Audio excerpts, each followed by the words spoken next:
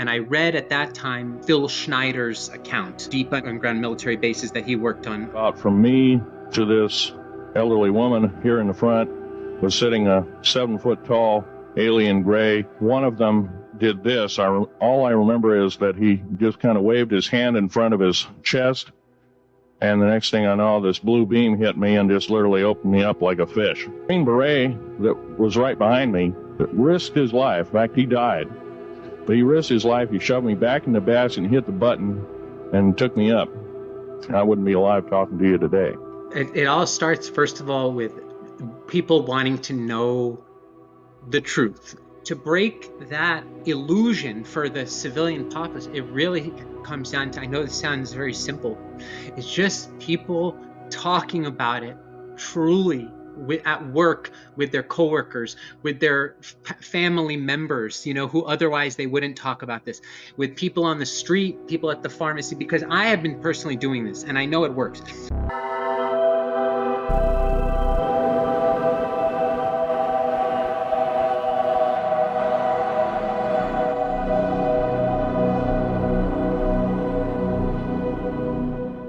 Welcome, everyone, to Cosmic Convergence, an experiencer-hosted podcast.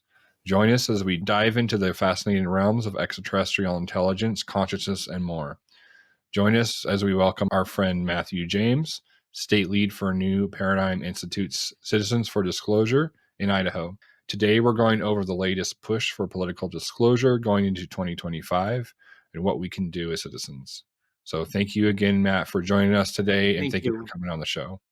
It's a pleasure to be here. Thank you. Welcome.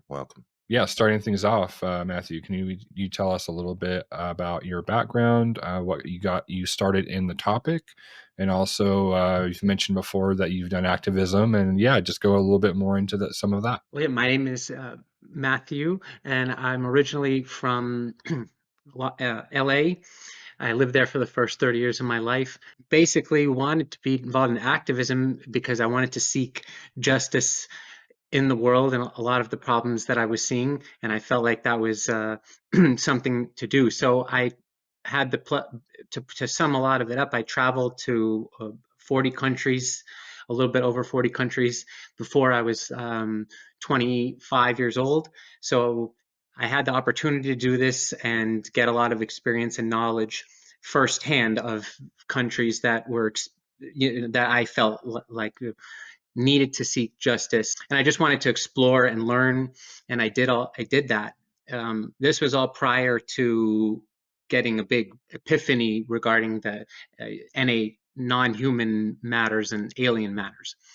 But really, that was the traveling was just the key to opening up my knowledge and then doing research. Excellent. So you mentioned 40 countries. I mean, I would be remiss to say that I'm jealous. Let's see here. I mean, I'm pretty much been in Mexico, and I think I went into Canada.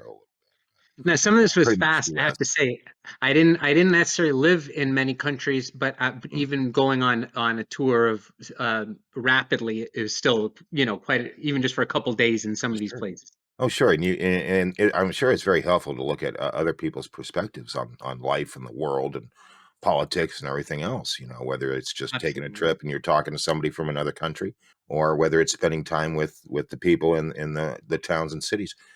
But what you mentioned here, which is again, welcome to the podcast, by the way, which is you gained this interest in NHI UAP, the phenomenon.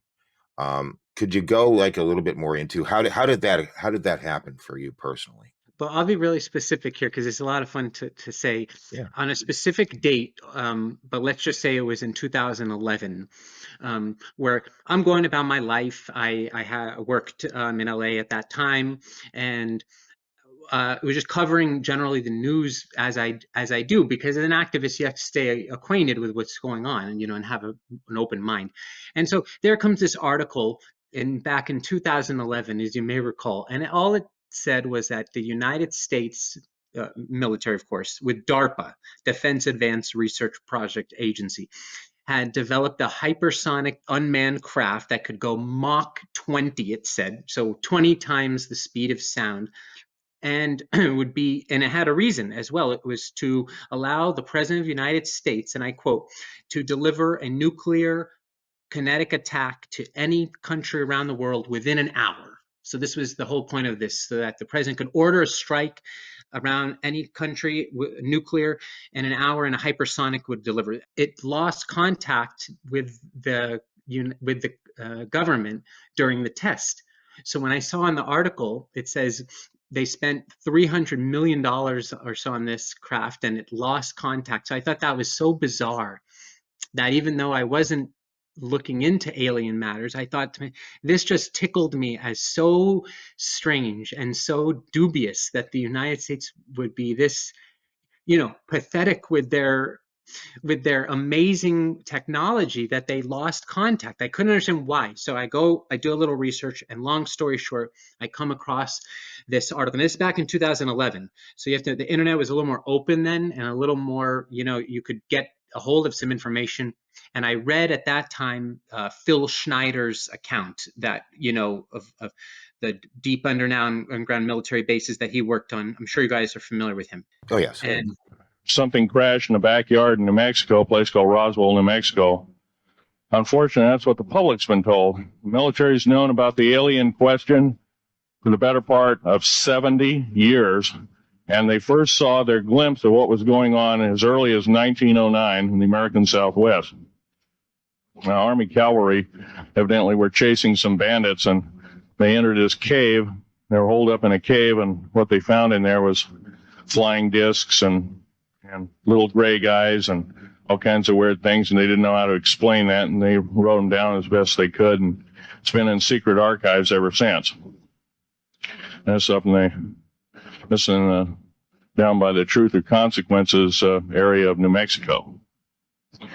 Well, the alien thing is more than just what I'd call a non-visible threat. We on the surface, first of all information dealing with alien or alien reproduced technology or alien reproduced vehicles or any other kinds of things well hidden from the American public. For all the viewers who are not familiar with him, it would probably take a long time to really get into it. But basically, this is a man who's a bona fide engineer of the highest caliber possible. He worked on making the underground bases that do exist. Not even talking aliens now, just saying we actually have those underground bases, and that's how we have our potential contingency programs for a nuclear, where would the president go? He would go underground. We have all this.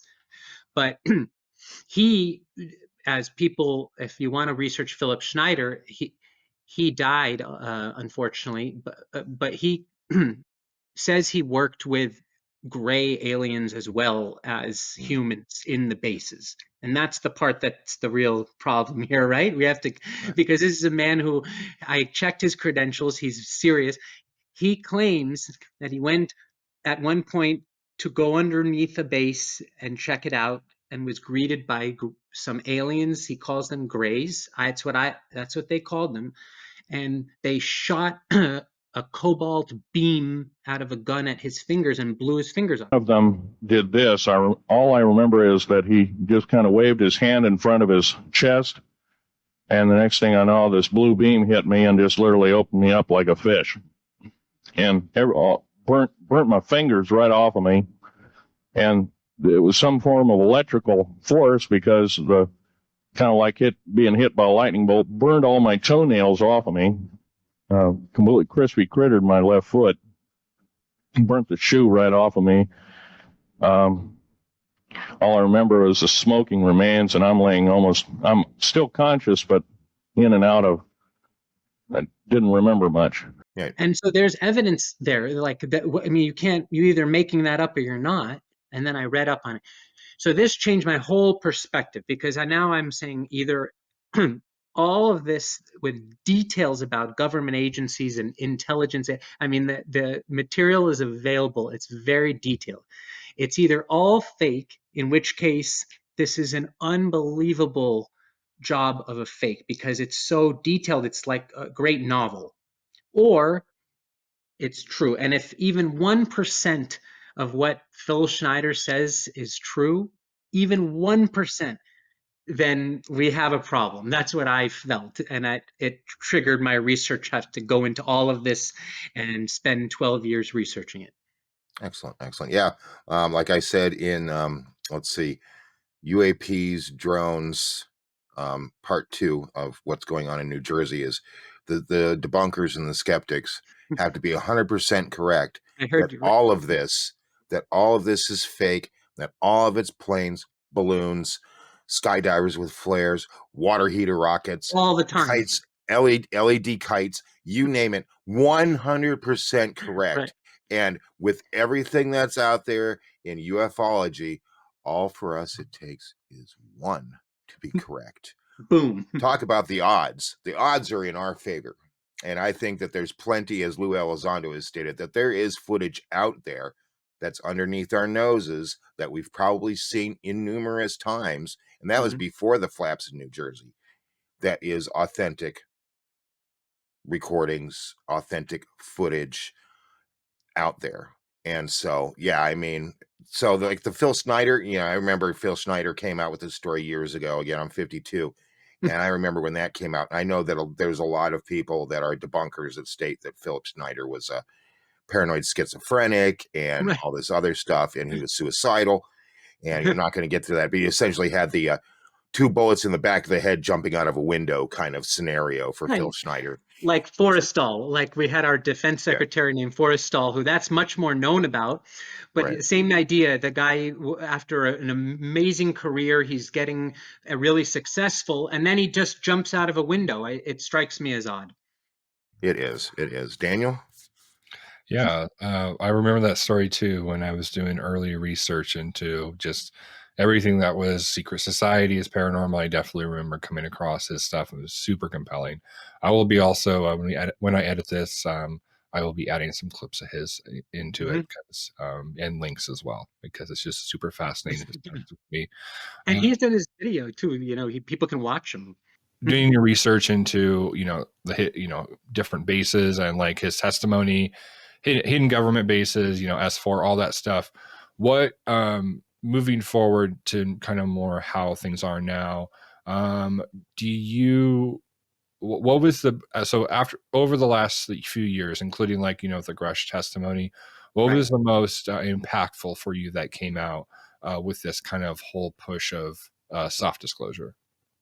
Well, speaking of Grush, he's the amazing one. I mean, I know got Graves and other people in the Air Force, obviously their account, but Grush basically touched on this whole matter, except for the name of who I just said, Phil Schneider. He didn't say that, but he has already said in front of Congress and in his interview, with News Nation that it's not just here that we have aliens, that we have this. I mean, that's almost a premise that people are going to have to accept at some point. It's much worse than that, because he's been saying people have been harmed, including himself. People have been threatened with their lives. This is, to me, that's scary, because I'm a researcher. I mean, who would want to know that you're going to be harmed as a result of pursuing this truth? But that's what he's really saying, David Grush. And the scariest thing to me that could come up, meaning the truth is the best thing, of course, even if it's not pleasant.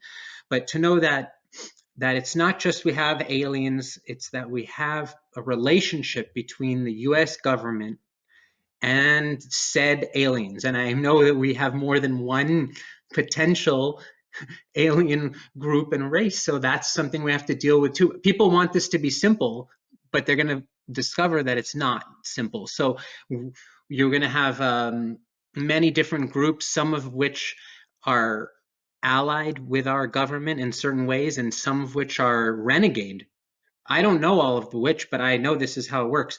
So, but the truth needs to come out first before all these details can happen. It's kind of like a domino effect. Does that make any sense? Yes, for sure. All the information coming out with Congress kind of picking up, and where they're actually looking at this, these testimonies, and it's legitimate. I know there's been talks about potentially bringing in witnesses in a future meeting for the witnesses of that were at silos and nuclear locations that were Right. UFOs were shutting stuff down, which I'm really excited for if that genuinely does happen. With all this movement, where do you think that this is all going, and like what can we do as citizens that are not really in control of everything, and what do you think we can do on our side? It all starts, first of all, with people wanting to know the truth. And I know, it's kind of like that scene in A Few Good Men, where finally it makes sense, where Tom Cruise is like screaming, I want the truth, but he doesn't know exactly what he's asking and what the ramifications are, but he still wants You it, right? can't handle the truth. Right, Yes. right, right. Yeah. And bless his, so Jack Nicholson, he's not doing well right now. He's ill, but I hope he gets better. Oh, But me too. these are one of the most famous scenes in history. So that kind of thing has got to happen in real life. I would do it. I mean, I would go to Congress myself and demand that with passion. But ultimately, they've got to. I know that there are human beings running the government just like anything else. So some of these people have to take care of whatever they feel they do for themselves before they're going to tell a certain truth out. But what I think, see, once it's clear to every person, however they need to make that clear to them, though, that we have another group with us. They may look like humans. That, first of all, that's another problem, but they're not. And they may also be living in amongst us within our community. The Harvard, as you may recall, some researchers from Harvard University just a few months ago completed their study on this alien matter, not on the New Jersey drones, a little bit before this, and they concluded, the Harvard researchers did, that the aliens we're dealing with may in fact not only come from outer space, as it were. In fact, they may come from inside the Earth. And then they posited that in fact the aliens may be living amongst us in human disguise. And this is from in the Harvard research community, not from us. So I just it's almost out, the entire thing. It just really needs the military to do whatever they got to do. And then we've got to accept also that a lot of problems have been created, like the nuclear weapons that we want to use. The president wants to use them against Iran, against Russia and China. And I don't think that's acceptable. Do you? I mean, I don't think that's something that's going to be tolerated. That's It just my always opinion. seems no, it's a good opinion. It's always the playbook is always, well, it's Russia, it's China. And it just takes us back to the whole Cold War stuff, because it's worked before. It's like Project Blue Book. Reason why they do what they do is because it's worked before. And so that's why you have The Arrow. fear. That's why you have Arrow come out and say, oh, the Go Fast video and all that Mhm. stuff is just parallax, and we get our buddy Mick West coming out there saying it's bird crap and all that other stuff is because this has worked for them in the past. And if It's it effective. works for them in the past and it's been proven to be, as you said, effective, they're going to continue to do it. But what's different nowadays is people don't trust anything that the government says, regardless of what it is. And it's not working by the playbook that they had before. And that's why you have John Kirby, as we said before the interview, saying, well, we don't know what it is. We don't know what it is, but you're safe. And then a couple meetings later, he's like, look, they're not from a foreign Number adversary. one. Right. They're not from a certain special interest group, Rogue Nation, or anything like that, but we don't know what they are. So Well, good luck. it's like, so good luck. If they're flying over your homes in New Jersey or heck now in LA or anywhere Right. around the world, don't worry about it. Just go back to sleep. Go We've to got work. it under control. And it's like we said before, you read between the lines and it's like, well, if it's not from a foreign adversary and it's not from a special interest group and it's not from some rogue nation and it's not ours, what else could it be from? It's not a Process of hobbytron. elimination and Right, right, right. But he can't say it. He can't say it. And so, when it comes down to, you mentioned Gresh's testimony and stuff. And I know that there's a lot of skeptical people out there, and healthy skepticism is good. but it can be just as dangerous as believing Yeah. in everything that you see. He's the real deal, right? I mean, this guy is impeccable in his what he's done for the military. So I just wanted to point that out, of No, course. no, no, you're right. And this isn't an interview about me, so I apologize. Oh, no, no, Again, no. I always seem to take the You- oxygen out of the room. My point is this: when I've had discussions about the Grush testimony and this testimony in front of Congress with skeptics that think that him and Lou Elizondo and others that have spoken in front of Congress are just grifters that are looking for power, money, and fame, I say to them, look, we have unexcused, no paper trail whatsoever, huge budget for the military, and they keep asking for more. They never pass inspection on it, and they keep getting more and more. If nothing else, if this whole UAP thing is false, if nothing else, shouldn't we still want to know the answers as far as where that money is going? Yes. Crickets, crickets every time, because they know that we should at least be joined in that fact of searching for answers by demanding where are these funds going, right? And they just don't know what else to say, and so they just went away. And that's where we can work together on. But they're not there to work with us. They're there to work against us. They're like, a positive and negative battery charge. They just don't want to deal with it. So when it comes to, my point is, when it comes to dealing with the civilian population, okay, Hmm. and it comes to this, as Steve Bassett said, disclosure with a capital D, okay, how do we get the general populace to really start taking this seriously and becoming active in their communities and across the nation, let alone across the world, to start demanding answers? How? First of all, I thought of what you were talking. This cognitive dissonance is a term very interesting to look at, where it just means someone who's trying to confuse you. They put something in front of you. They overlay it with another set of facts. So you have one set of facts, and therefore it's difficult to interpret it. And that's where we're at for a long time. It To break that illusion for the civilian populace, it really comes down to, I know this sounds very simple, it's just people talking about it truly at work with their coworkers, with their family members, who otherwise they wouldn't talk about this, with people on the street, people at the pharmacy, because I have been personally doing this and I know it works.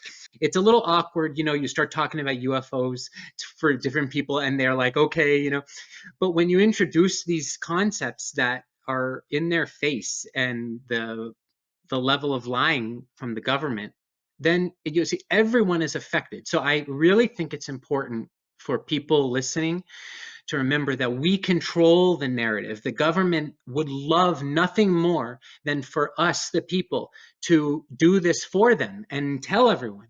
But in order to do that, we have to have the information. In order to have the information, you have to convince this government entity that we are worthy of doing it. So people have to be interested and stop thinking it's something with a stigma or it's weird, because you know what, it's weird, but let's just do it. And I think it'll help more. Just break the cognitive dissonance that's gone on.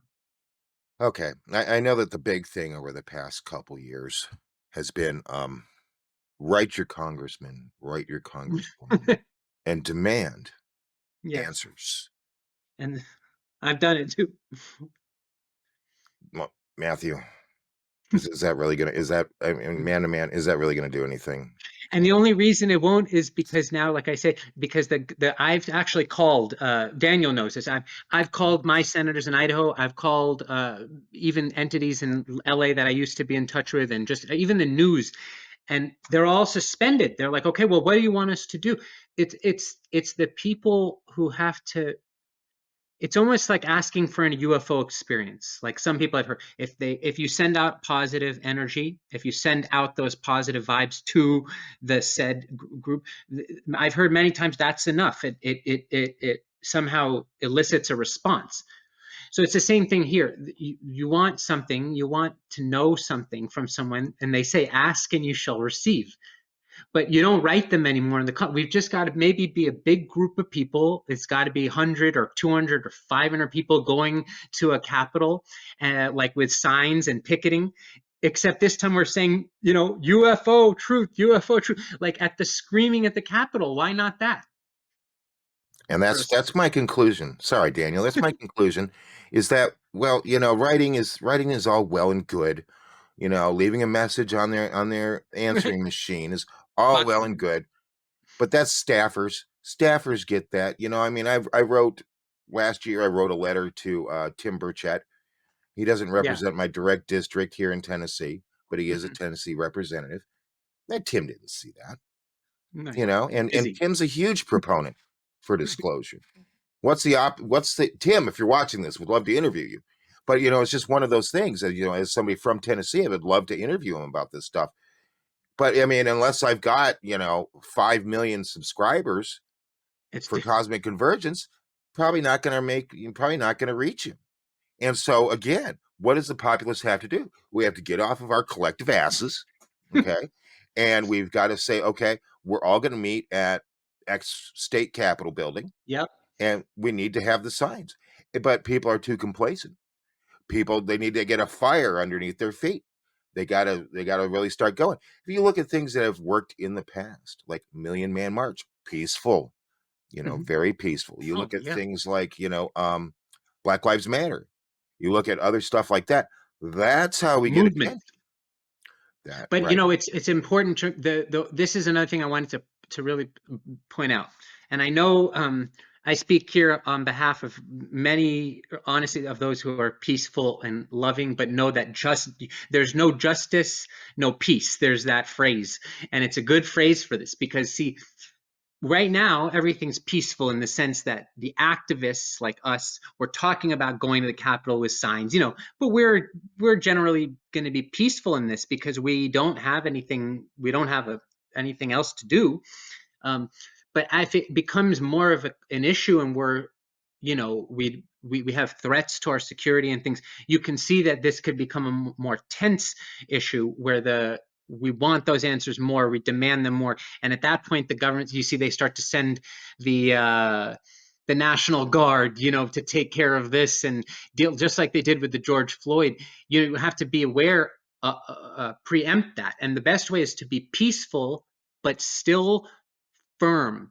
In other words, if we're going to go and do this at the Capitol, then we should have our signs and be very firm and be very in touch with ourselves as a group, like almost like a small army, with the right tone. We're screaming out what we want so that when they see it on TV, it'll look similar to the Gaza. Nothing to do with Gaza now, but there are huge protests over that. If they can do that, then we can do this. We can also have thousands of people who are interested in UFOs who want to know about it in the streets, peacefully demanding those answers. So that Tim Burchett and we have Senator Risch, good afternoon, and Senator Crapo. We would love you guys to be with us or come join us in those movements, and that'd be a lot of fun, I think. I think one thing that's really been cool to see just from the political movement that it's been bipartisan. Yeah. It has been being pushed by the Republicans, but it has been them keeping in this like non-political, at least most of them. That's been a really important part of this because it really is. It's not a political movement. It's a human movement. It's us all working together and all different perspectives, trying to get this truth out, right? Because nobody wants to be in the dark about this. Because if this isn't all just one giant amazing psyop that's been ran for 70 years by the U.S. government, right? That is all not fake, which we need to know, and we need to know the truth of the matter. And it's like no one trusts the government, and that is a huge problem. And we know that our politicians know this. I know Burchett has talked about this many times in interviews and other things of like, people don't trust anybody, the government, we don't like, and that's a huge, huge, huge issue. Just moving forward society wise, when we're going into so many uncertain times and uncertain waters, especially between Russia and China, and yeah, I think it is a human matter altogether, and that we need to be able to link hands in that way and being able to firmly push forward. Hmm. Matthew, so we've talked because we both live in Idaho. Right. Both live in the same general area. You've reached out to. Can you kind of go through some of the people you've officially Yeah. reached out to? Maybe give a little bit of what their responses were, just so people that are listening to our podcast can kind of know what real interactions you've been having and what's been the feedback. Absolutely. It's been a lot of fun doing this. And this is what I really encourage people to do. See, because this is free and it doesn't require any specific set of skills. If you're going to call your senator, whatever state you live in, I mean this, you call and you be ready that this person's going to pick up a staffer and they're asking you, what would you like?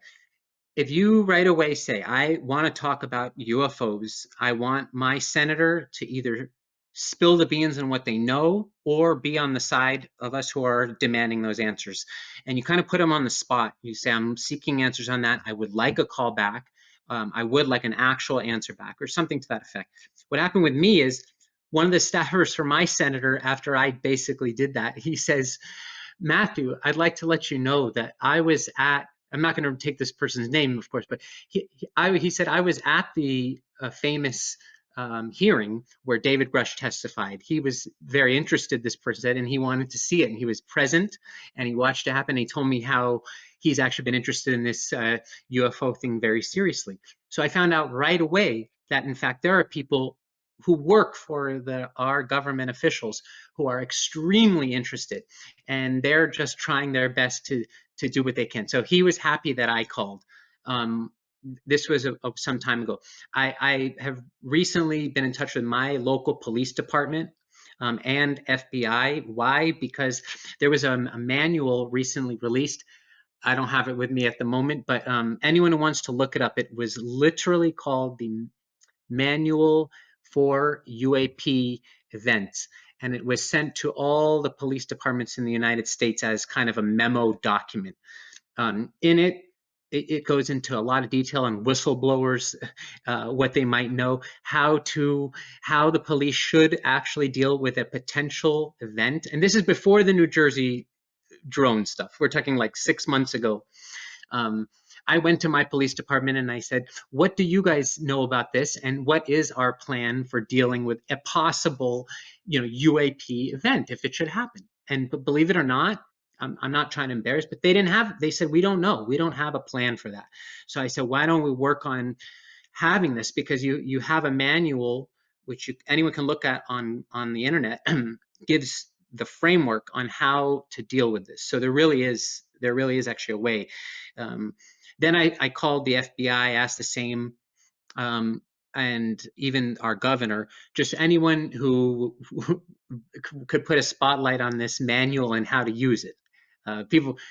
So I just want to let you guys remind us that we do have a manual for it. Someone has thought about it, and at some point, what would happen if a drone just crashed into a field, in Idaho or somewhere? I just think about that a lot. So I just want to point that out. Well, they would say, of course. Now, again, going back to the New Jersey drone thing, you've got Department of Defense and the Pentagon saying, hey, and police department saying, hey, if there's a drone that crashes, don't approach it. Mhm. Don't approach it. You don't have the hazmat suit. You don't know what. Fear, fear, fear, fear.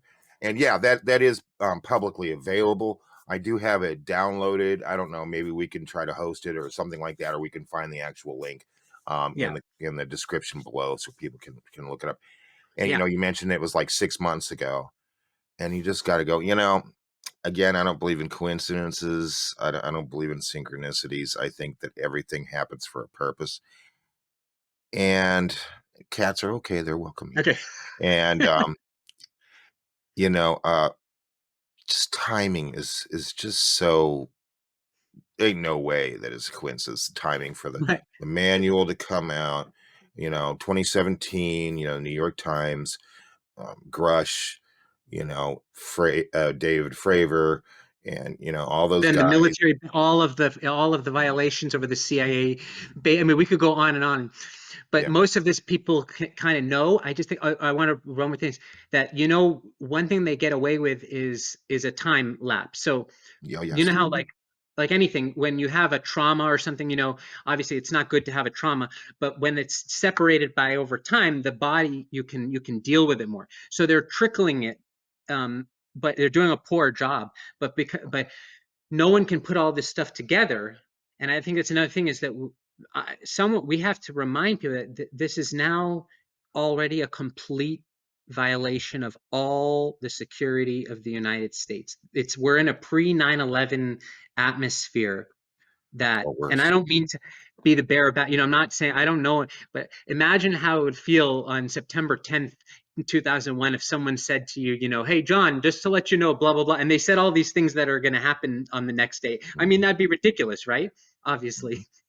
But we're in almost the same boat, where I don't know the details, but where it's like, I'm telling anyone who's listening in our national security establishment that I, Matthew, at home, can tell you, we are going to be eventually, our security is going to be threatened by this, what it is, because it's only a logical, we're going to have a bigger event, something's going to be a threat. And Carol Rosen talked about this, for anyone who wants to get into it. But that kind of thing is on the doorstep. It feels very, very tangible that there could be an event. Mhm. Okay, so I used to work security. I was a mall cop, but I was a supervisor. I did that for many years, and it's actually a very important job when it comes to protecting shoppers from shootings and gangs and all that other stuff. Okay, Yeah. and I remember on September 11th, I remember the day when I was just cruising around the parking lot and the mall hadn't opened yet, and got called to the conference room, and I saw the on TV. I went to the conference room. There's a guy from Manhattan sitting right there, only person in the conference room. And him and I watched the second plane hit the Twin Towers. I know that we're in a time now where could be some people in the audience that were not alive during that time, which Right. just Right. blows me away. We're old. The way that this country, rightfully so, and I'm not going to get in conspiracies or anything like that, but the way this country reacted during that time compared to the way that they're reacting now. I mean, we didn't have a plane in the sky, except for planes that were flying Bin Laden's family out of the country, right? But Right.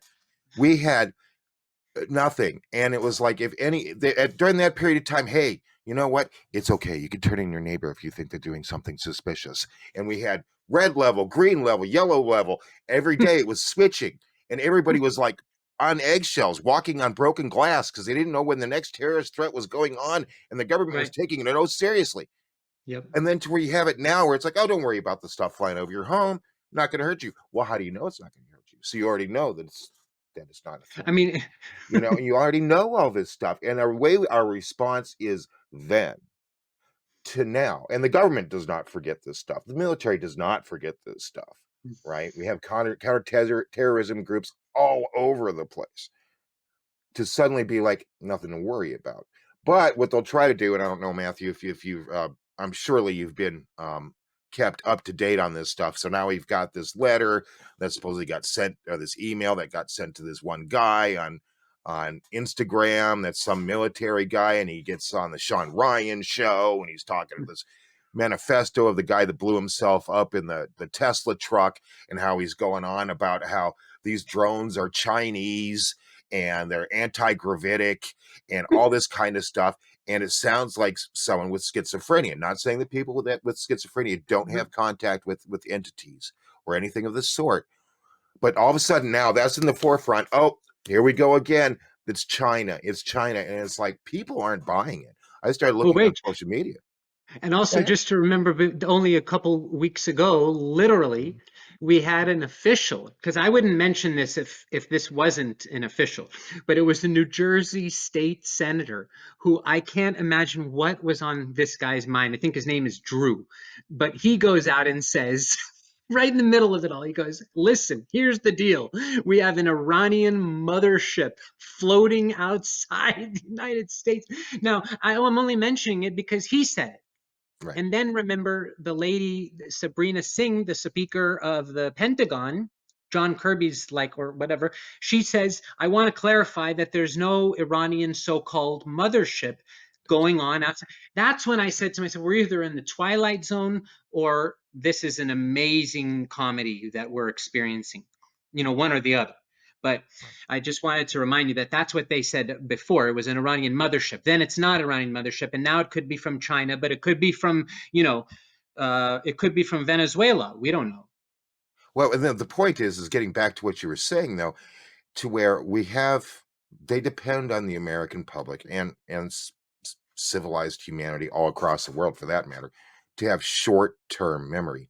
Yeah. And so these are, again, going back to the old playbooks of Project Blue Book, the Cold War, and all that stuff. It's always that person over there is the enemy, and darn well in China, and darn well in Russia and other, Venezuela, whatever. Those people are the enemy, and it's just constant. And people, do your research. I harp Right. on this all the time. Do your own research. Read history, because history is repeating itself yet again with these, distractions of, oh, it's the enemy or the enemy within. It is something that is unexplainable, obviously, because the military won't explain it. And, I'm always kind of torn. Matthew, what do you think? Do you think that they know what it is, or that they don't know what it is? What's your conjecture on that? I'll tend to go on a lot of the amazing people I've seen recently who have come out to talk, like Elizondo and others. I think what the in between the lines here is it's a little bit of both.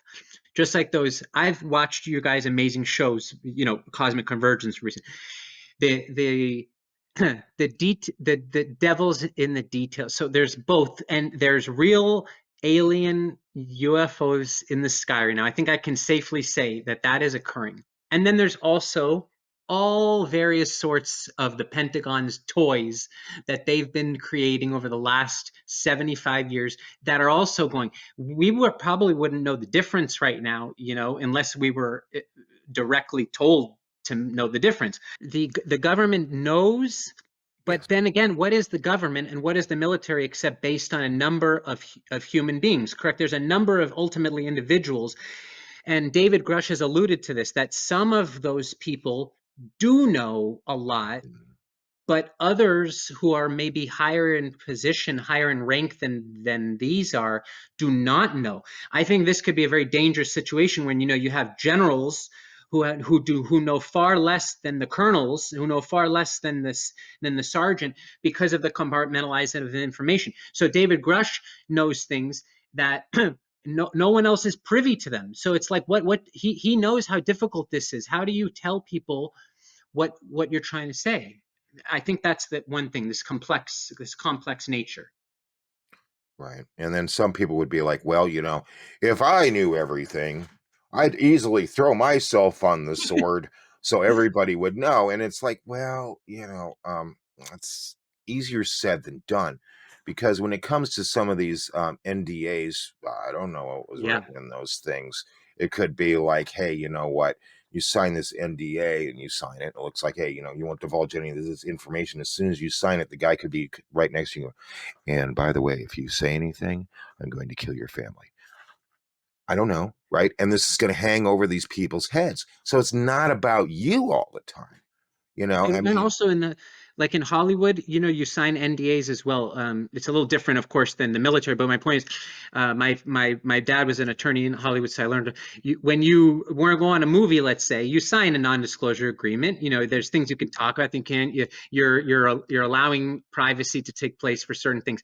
So think of it like a movie, that there are actors in the movie who they can't say other than their lines. That's pretty much what they're doing. But these actors are in the military. That John Kirby is an actor. I think anyone who watches him would say, what a great actor this guy is.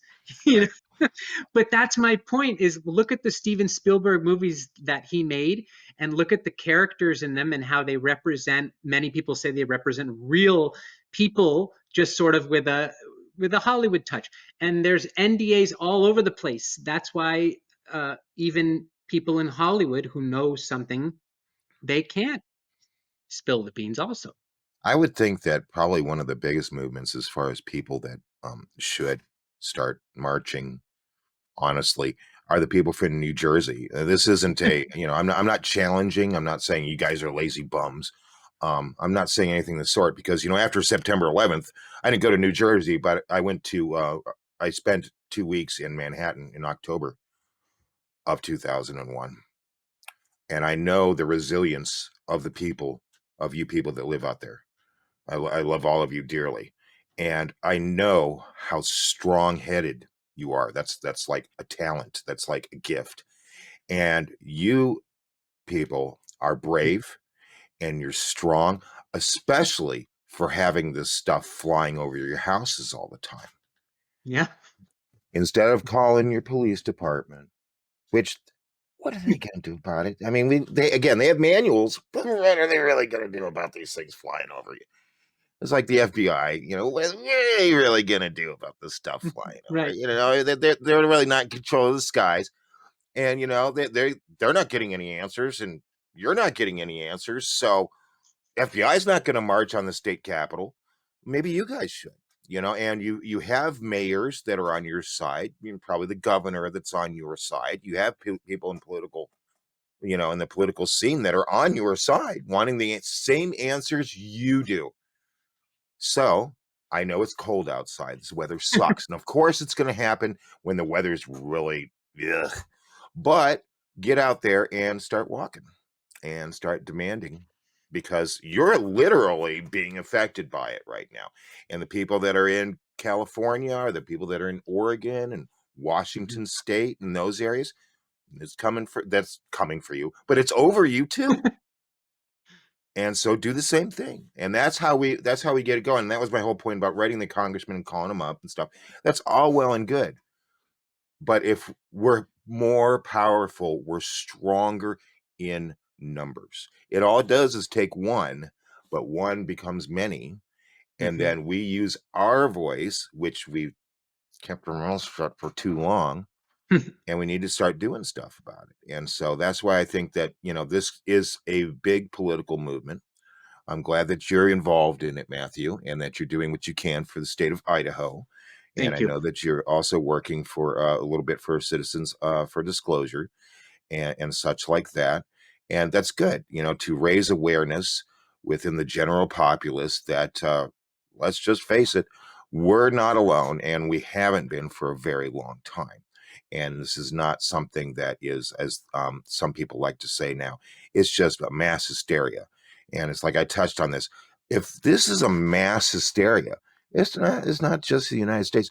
This is a global mass hysteria. Yeah. This would be the biggest mass hysteria ever recorded in human history. So you just said it. Not It's either the biggest mass hysteria in human history, or it's the biggest story in human history. So we've just basically eliminated everything else. It's one of the two things. right, That's incredible. right. And sorry here, guys.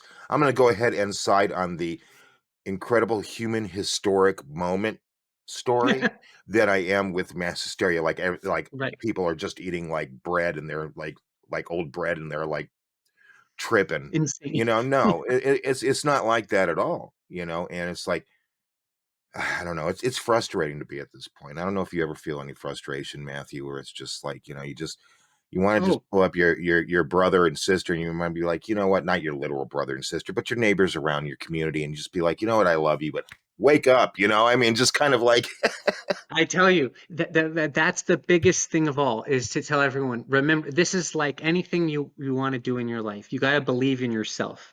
I've learned this, and it's the only way I got to being successful at the things that I'm doing now. People have to believe, first of all, that there's aliens, yes, but beyond that, if once you know that, and you know that someone else is holding the truth, you have to believe in yourself. If people together believe in what they're doing, with the same passion they would pursue other things, it goes a long way, because then you don't go away, you don't quit, you no longer want to sit down on this, you want to keep going, and that's the way the movement grows. You just believe in ourselves. All the public officials who are listening to this show, they should get in touch if they can, and be part of the solution rather than being part of the problem, because we've had the problem for 75 years, and now we're very quickly trying to get up to speed together, and I know we can do that with the right attitude. we the people know what a plane looks like. We the people know what a drone looks like. We the people know what fog looks like. And, we know this stuff. And, to be gaslit to tell us that we're all crazy is just disingenuous. So I look forward to this year. And I do hope that you'll come back and just let us know anything else that might be transpiring on your end, your neck of the woods there in Idaho. And if you give your opinion in the future about, how Congress is doing and how the political movement for disclosure is doing, I'd really appreciate that. Absolutely. And it's such an honor. Thank you so much for the experience. Matthew, if people are wanting to find you or get in contact with you, how can they do so? Well, for now, they can just find me on a YouTube channel, which will be at at my name, which will be actually Matthew Kartiganer, which is perhaps we could put in the spelling there, but that would just be how to find me and to get in touch. Awesome. Well, thank you again, Matt. And again, Matthew, thank you so much for all of your work. We've personally interacted in person, and I've seen all the hard work you've done for just Thank you. on this topic of being an activist and also a part of Citizens for Disclosure. So, yeah. Yeah, I just want to say again, yes, Matthew, thanks for being on the show and for not just Thank you. representing yourself, but trying to represent others that are deeply interested and want the truth to come out on this topic. Yeah. Thank you, Matthew. Thank you for coming on the show. Everyone, please follow, reach out to Matthew if you want to, and then please like, share, subscribe. Thank you, everyone, for joining us and watching Cosmic Convergence. Thank you. Thanks for the 1,000 followers. Thank you. 1,000 subscribers as of January 3rd. Love you. Let's keep the ball rolling. There it is. All right. Take care.